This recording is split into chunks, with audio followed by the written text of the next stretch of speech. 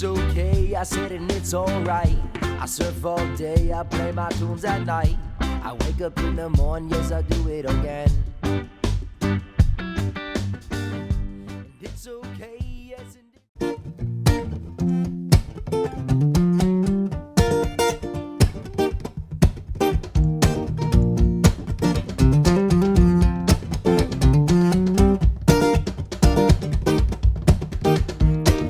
Throw away your credit card, throw away the kids still home, and there's no waking up late in the afternoon. Say, treat your mother with love, look your daddy in the eye. Never meet no stranger, never tell no lie. Did you really wanna know the side? Did you really wanna know the side? Did you really wanna know the side? Growing up, oh, in a family like mine. Oh, in a family like mine. Everywhere you go. Hey guys, welcome to Surf and Show.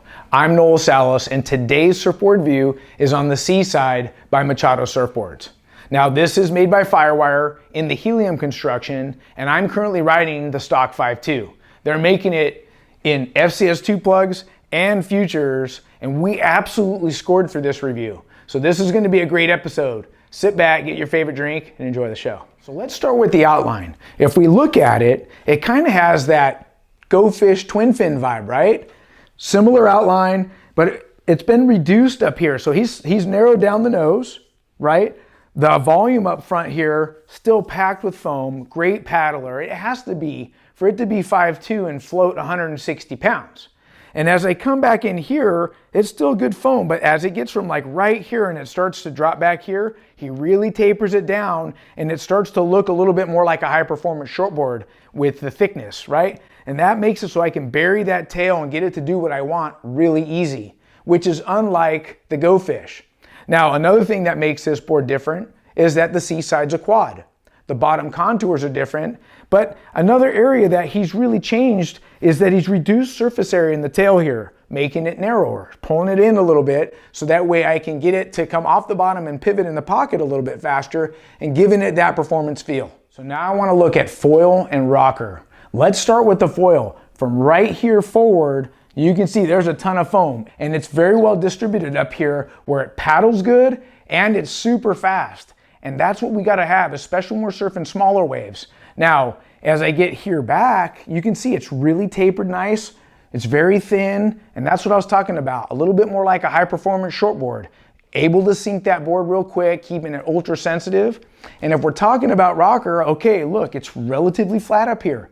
That also helps with paddling, right? And getting down the line fast, getting through flat sections. But back here, it's more like a low to medium exit rocker coupled with this really tapered, thinned out tail.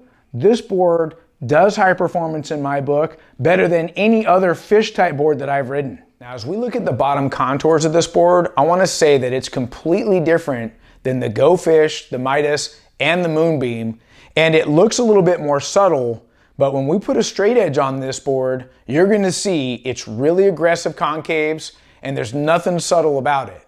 I will say that it's highly functional, and I could definitely feel different things when I was surfing. We're going to start with a straight edge on the tail first and work our way towards the nose. But I want to say this, Rob's putting a pretty aggressive single concave through the bottom, and then I believe he's putting a pretty aggressive double inside that single, and it's starting up probably 2/3 up from the board from what I can see. But I really like the feel of it. Let's have a look. So as we start at the tail, you can already see that double concave in here. I also like to point out that how thinned out the tips of the swallowtails are. That's keeping it ultra sensitive. Now as we move it back, you'll see that double concave get more and more aggressive. As we get to the front of the side fins right here, look at the amount of double concave. You can see it. It's going there and there and there to there. And then it's almost like there's a spine right here coming up the middle. We'll talk about that in a minute, but I'm going to drop it back. There's your midway point. You can still see a lot of double concave. Now as we come up here, here's 2/3. Still a good amount of double all the way through there, and then it gradually softens. Now with that single concave being aggressive here and like all the way up to the midpoint, that's getting this board up on the surface of the water, getting a ton of speed, a lot of air coming through here. But then there's that double concave that's created this like spine right here in the middle, right? There's also like maybe an inch off the rail on both sides where there's a little bit of a flat spot where Rob starts to take that double concave and carve it out. Now, one of the things I feel like I could feel under my feet was that double concave really loosens the board up, and it makes it easy to go rail to rail and also engage tip to tip in my turns.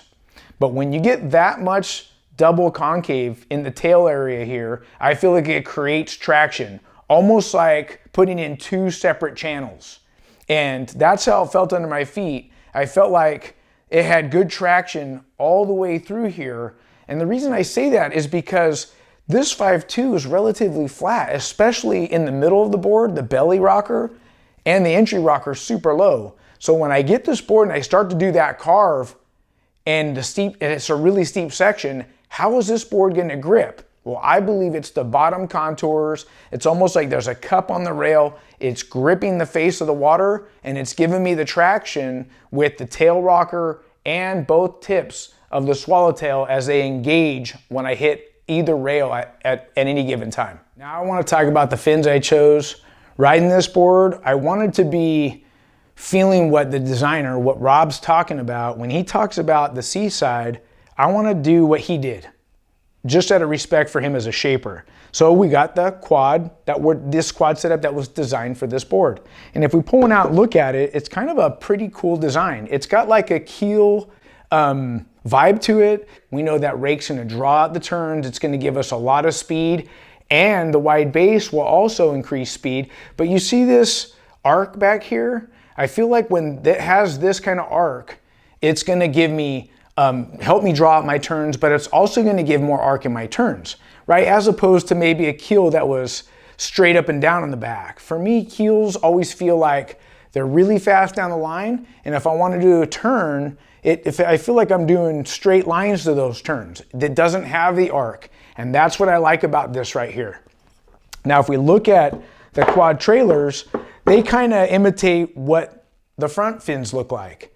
And in a combination, I felt like with the bottom contours, the rocker, and these particular fins, that's what makes this board so fast. It projects well, it gets down the line fast, and it pivots well in the pocket. So I ran the bulk of the review in this quad setup right here. Now, when we were done, 90% left, I was talking to my brother Aaron, I'm thinking, I wonder how this board would go as a twin fin. So in the futures, we took all the fins out, and I just started this AM Keel. This is a new fin by CI, and I like it. Look, it still has that keel vibe to it, right? You can see a lot of rake.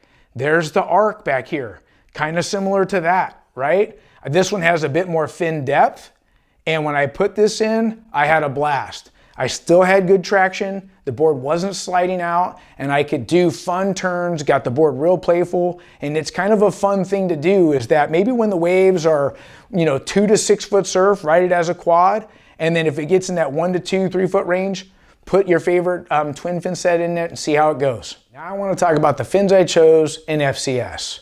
I'm stoked to say they're offering the Machado Quad set in the FCS 2, and this is a fiberglass fin. Now this board generates so much speed. I think it's ideal to have this in fiberglass because it's not going to flex. It's going to give me surety underfoot and consistency in my turns. But let's just say you have enough money for the board, but you can't afford the fins right off the bat. So I tested some quad sets that I think you guys have at home. So I went with the Merrick Large. This is Air Core, which is a little bit stiffer than the Performance Core, right? I went with large because I want that rake, I want the wide base. Because of the wider tail, I want to maximize speed on this board. And I went with the Merrick medium quad rears.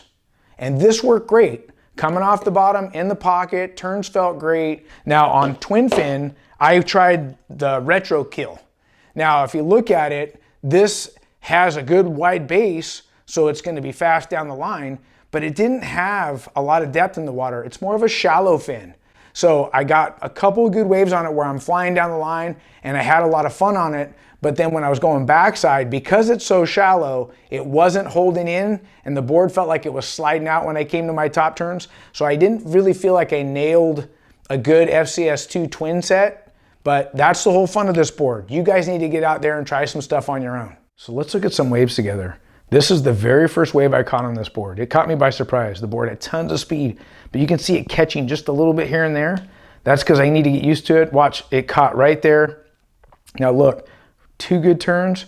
Watch me try and muscle this board. There's no reason to muscle. That's when it starts to bog at first for me. But look, after I get it dialed, I feel like I'm starting to figure the board out. It's got incredible speed. Look at the flow. I don't have to push hard. I'm not working hard for speed. The board just squirting with speed every bottom turn. Nice little spray right there. Board just feels so good. Look at this little left. Look at the speed. It just comes out of there right into this quick roundhouse. Seamless. Now I put this one in slow motion just so we can appreciate the turn this little 5.2 is doing. Look at the traction in this steep section.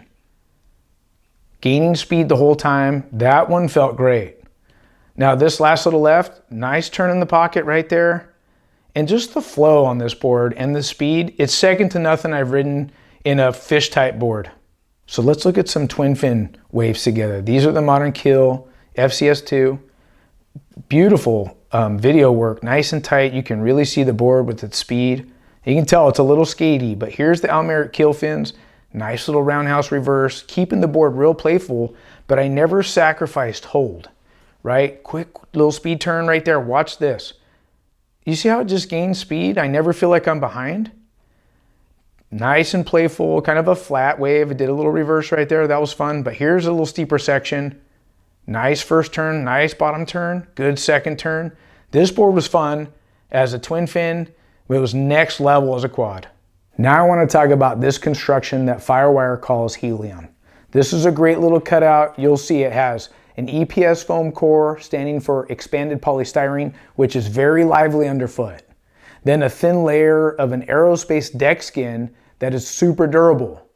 And as we move out here to the rail, you'll see a combination of paulownia wood and balsa wood acting as the board's stringer.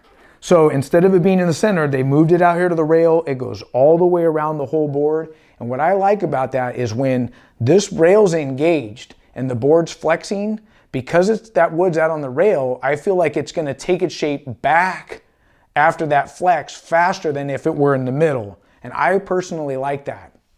Another thing about the Helium construction is it's super light. And I like a light board in smaller waves. Now let's talk about the durability for a second. I always talk about pressure dense on a scale of 1 to 10. 10 meaning no pressure dense at all. And I'd have to give this one about a 7, 7.5. Now, the only pressure dents are the footwells under my front foot. There's no other pressure dents here or here, and I rode this board for well over 2 weeks. And I'll say this about Firewire. I believe they're leading the way with flex, durability, and constructions, and I like this board, and I felt like they picked the right construction for this model. Well guys, I hope you enjoyed today's review on the Seaside. Hats off to Rob Machado. This board's insane and a favorite of mine for 2018. And with this quad setup, it's the fastest little board I've ridden to date. Look, I recommend this board for intermediate to advanced surfers in the 1 to 6 foot range. This board's a blast. I also recommend that after you get a quad set, find something that you like, whether it's twin fin quad, hit us up in the YouTube comment field so all of us can benefit from the fun you're having. Look, if you like the show, subscribe. You can also find us at surfandshow.com. And a special shout out thanks to Rob Machado and the folks at Firewire for sending these boards down for review. That's it for today. Until next time, see you in the water. Bye-bye. Oh, and if I am like mine, everywhere you go, see something different. 1,000 religions, 1,000 thoughts, but don't beat nobody down, don't treat nobody wrong. Keep God close to you, you make it all. Did you really wanna know what it's like? Did you really wanna know what it's like? Did you really wanna know what it's like growing up? Oh, and a family like